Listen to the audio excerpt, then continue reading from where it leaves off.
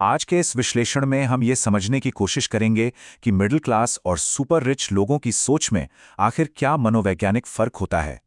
ये सब हम एक फाइनेंशियल एडवाइजर के नजरिए से देखेंगे जो बताता है कि असली दौलत सिर्फ कमाने से नहीं बल्कि सही सोच से बनती है।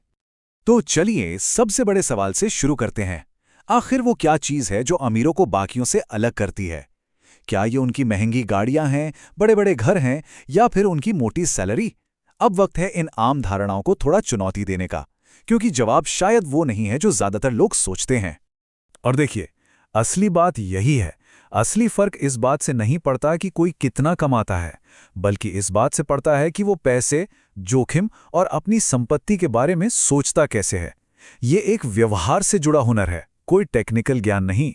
ठीक है, तो चलिए अब इस मनोवैज्ञानिक फर्क को थोड़ा और गहराई से समझते हैं, जो दो बिल्कुल अलग फाइनेंशियल रास्ते बना देता है। और ये सब इस पर टिका है कि जोखिम को देखा कैसे जाता है। जरा सोचिए, 1 लाख का निवेश करना है। एक सोच है जो सुरक्षा पर टिकी है, जो ये सोचती है, अरे मैं ये सब खो भी तो सकता हूं।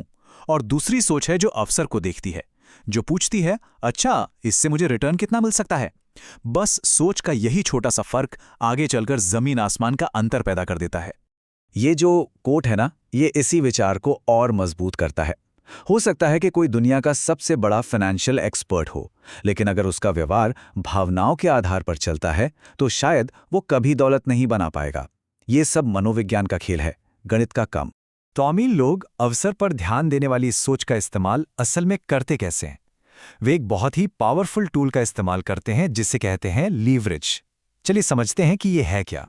अगर आसान भाषा में कहें तो लीवरेज का मतलब है अपनी मौजूदा संपत्ति का इस्तेमाल करके और ज्यादा संपत्ति बनाना, वो भी बिना उसे बेचे। अमीर लोग क्या करते हैं? वो अपनी संपत्ति जैसे कि स्टॉक पोर्टफोलियो या रियल एस्टेट को कोलैटरल रखकर कम ब्याज दरों पर पैसा उधार लेते हैं।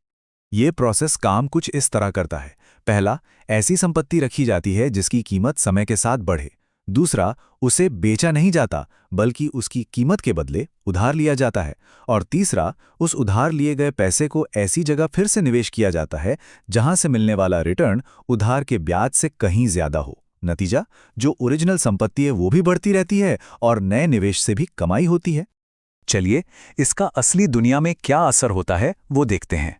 यहाँ दो निवेशक हैं और दोनों को टैक्स चुकाने के लिए पैसों की जरूरत है।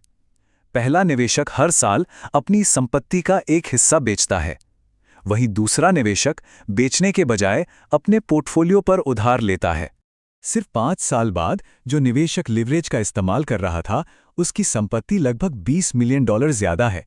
ये एक हैरान कर देने वाला अंतर है। और ये सब हुआ क्यों?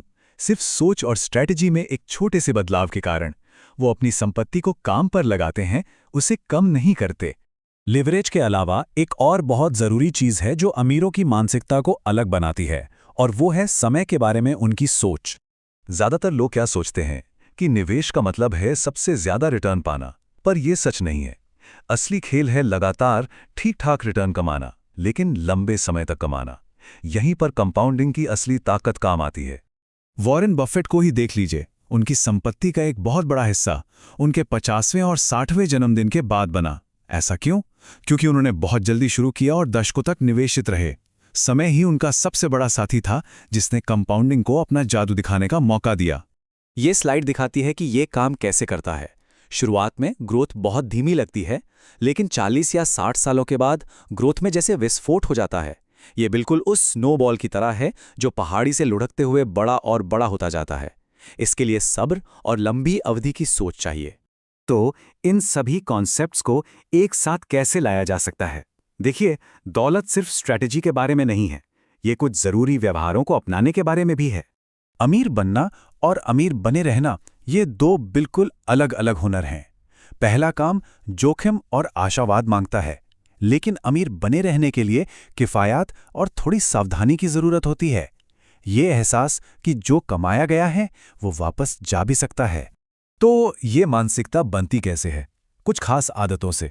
सबसे पहले, अहंकार को कम करना।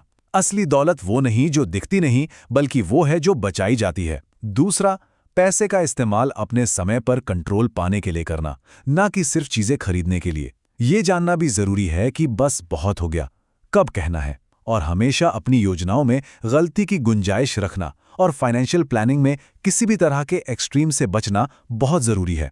मॉर्गन हाउसल का ये एक बेहतरीन कोट है, सच्ची दौलत इस बात से नहीं बनती कि कोई कितना कमाता है, बल्कि इस बात से बनती है कि वो बचाता कितना है। और बचत अक्सर उन महंगी चीज़ों पर पैसा खर्च न करने से होती है जो सिर्फ अहंकार को खुश करती हैं। और आखिर में ये एक बहुत शक्तिशाली सवाल है, क्या पैसा आज़ादी खरीद रहा है या सिर्फ दूसरों की तारीफ? अरबपति मानसिकता हर बार आज़ादी को चुनती है। ये एक ऐसा सवाल है जिसका जवाब हर किसी को खुद से ज़रूर पूछना चाहिए।